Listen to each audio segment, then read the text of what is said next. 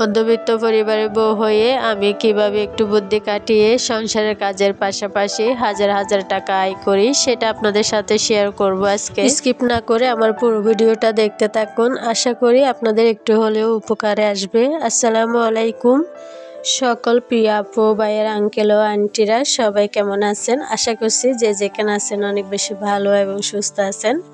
আলহামদুলিল্লাহ আমিও বেশ ভালো আছি।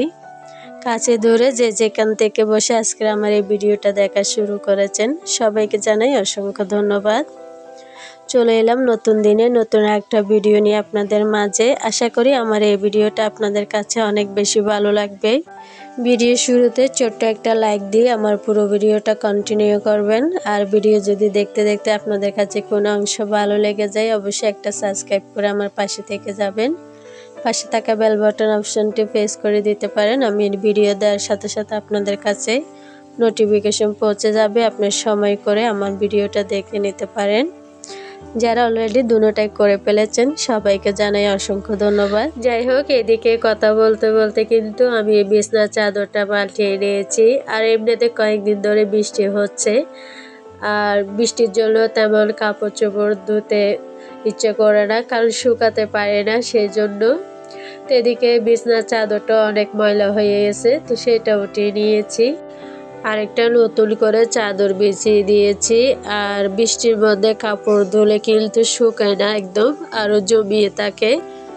আর আমার কিন্তু ভীষণ ঠান্ডা লেগেছে, আমার বয়স হলো হয়তো বুঝতে পেরেছেন।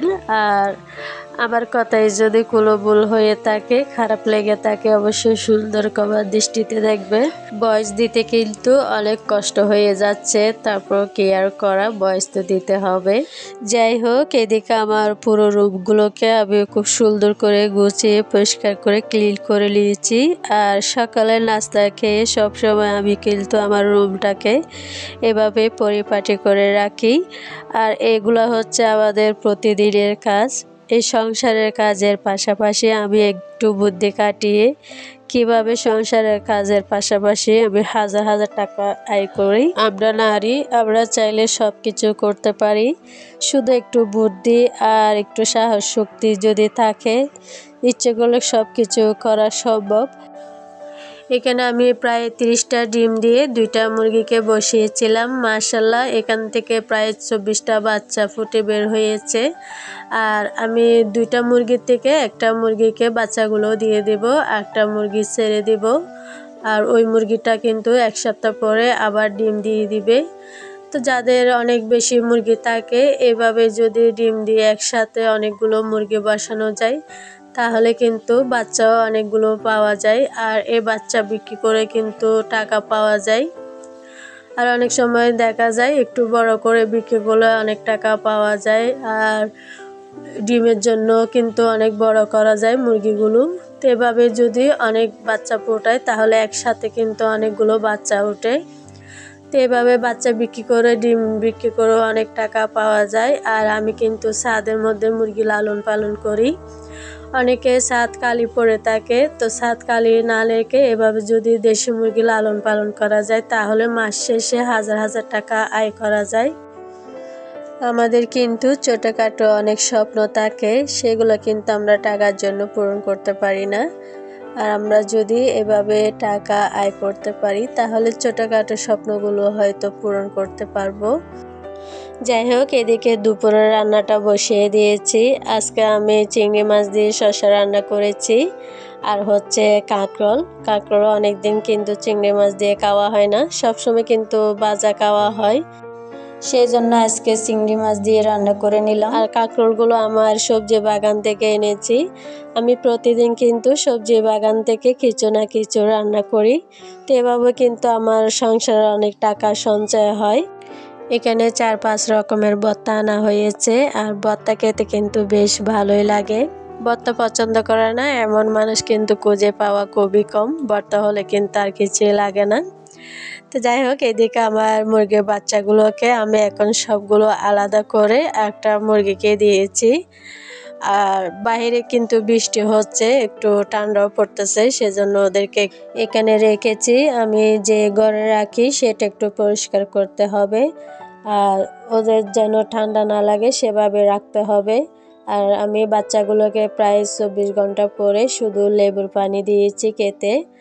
আর বাচ্চাগুলোকে কিন্তু সাথে সাথে খাবার দেওয়া যাবে না, প্রায় 24 ঘন্টা পার হলে তারপর ওদেরকে আমি খাবার দিব। আর এই পানিগুলো প্রায় ওরা 2 ঘন্টা খাবে, তারপর 2 ঘন্টা পরে আমি ওদেরকে খাবার দিব। তো এদিকে আমি ওদেরকে খাবার দিয়েছি 2 ঘন্টা পরে। এখানে হচ্ছে কুদ আর হচ্ছে নারিশ। আমি কুদের সাথে আদা বাটা, রসুন বাটা আর হচ্ছে হলুদ এগুলা মিশিয়ে আমি শুকিয়ে নিয়েছি। এই খাবারটা আমি প্রায় ওদেরকে 1 থেকে 1.5 মাস খাওয়াবো এভাবে। আর আমার মুরগির বাচ্চাগুলো মাশাআল্লাহ সুস্থ থাকবে। আমি কিন্তু সব সময় প্রাকৃতিকভাবে খাবার দিয়ে দেশি মুরগি লালন পালন করি, এতে করে কিন্তু আমার খরচটা অনেকটাই কমে আসে। আমি তেমন মেডিসিন ব্যবহার করি না। মাশাআল্লাহ আমার মুরগিগুলো অনেক সুস্থ থাকে। এই শহর এলাকায় কিন্তু অনেকে দেশি মুরগি লালন পালন করে ছাদের মধ্যে। আর দেশি মুরগি কিন্তু চাহিদাও অনেক বেশি, আর দামও কিন্তু অনেক ভালো পাওয়া যায়। দেশি মুরগি লালন পালন করে কিন্তু অনেকে স্বাবলম্বী হচ্ছে। আর আমি কিন্তু ছাদে এই দেশি মুরগি লালন পালন করি, এতে করে আমার সংসারের চাহিদাও মেটানো যায়। আমি মাস শেষে কিন্তু 1000 টাকা ইনকাম করতে পারি। আর অনেকে কিন্তু বাড়ির আশেপাশে খালি জায়গা ফেলে রাখে, তো সেখানে ফেলে না রেখে এরকম দেশি মুরগি লালন পালন করলে বা সবজি বাগান করলে সংসারে কিন্তু অনেকটা আয় করা যায়। তো যাই হোক, আমার মুরগির বাচ্চাগুলো মাশাআল্লাহ দেখতে কিন্তু অনেক কিউট হয়েছে। আর ওদেরকে এখন খাবার দিচ্ছি, ওরা কিন্তু অনেক মজা করে খাচ্ছে। মাশাআল্লাহ এখান থেকে যদি আমি সব মুরগির বাচ্চাগুলো যদি বড় করতে পারি, ইনশাল্লাহ অনেকগুলো হবে। আর এগুলার থেকে কিন্তু ডিম পাওয়া যাবে, আর ডিম বিক্রি করে কিন্তু অনেক টাকাও পাওয়া যাবে। তো এভাবে কিন্তু আমরা আস্তে আস্তে অনেক বড় করতে পারি। আর সংসারের কাজের পাশাপাশি আমরা চাইলে এই কাজগুলো করতে পারি। প্রথমে 4-5টা মুরগি দিয়েও কিন্তু শুরু করা যায়। আর 4-5টা মুরগির থেকে যদি 20টা করে 10টা করে বাচ্চা ফোটানো যায়, তো এভাবে কিন্তু অনেক বড় করা যায়। আর এভাবে করতে করতে একসময় দেখবেন অনেকগুলো মুরগি হয়ে যাবে। তো সেই মুরগিগুলোর থেকে চাইলে অনেক টাকা ইনকাম করা যাবে। তো যাই হোক, আমার মুরগির বাচ্চাগুলোকে আমি ছোট ঘরে রেখেছি, আর ঘরটা আমি বানিয়েছি মুরগির বাচ্চার জন্য। তো এখানে আমি প্রায় 1 থেকে 2 মাস রাখবো ওদেরকে, তারপরে বাহিরে বের করে দিব। আর অনেক সময় দেখা যায় বাহিরে বের করে দিলে বিড়াল কাকে এগুলা বাচ্চা নিয়ে যায়। আর অনেক সময় দেখা যায় মা মুরগিও কিন্তু বাচ্চাকে তাপ দিতে পারে না। মা মুরগি যদি সঠিকভাবে তাপ না দেয় বাচ্চাকে, তাহলে কিন্তু বাচ্চা অনেক সময় দেখা যায় অসুস্থ হয়ে যায়। সেই জন্য এরকম ছোট ঘরে সব সময় যদি বেঁধে রাখি, তাহলে মা মুরগি কিন্তু সঠিকভাবে তাপ দিবে বাচ্চাগুলোও কিন্তু অনেকটাই সুস্থ থাকবে।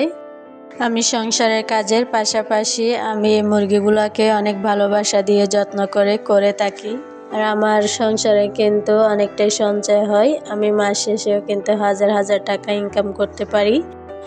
আজকের মতন বিদায় নিচ্ছি, সবাই ভালো থাকবেন। আসসালামু আলাইকুম।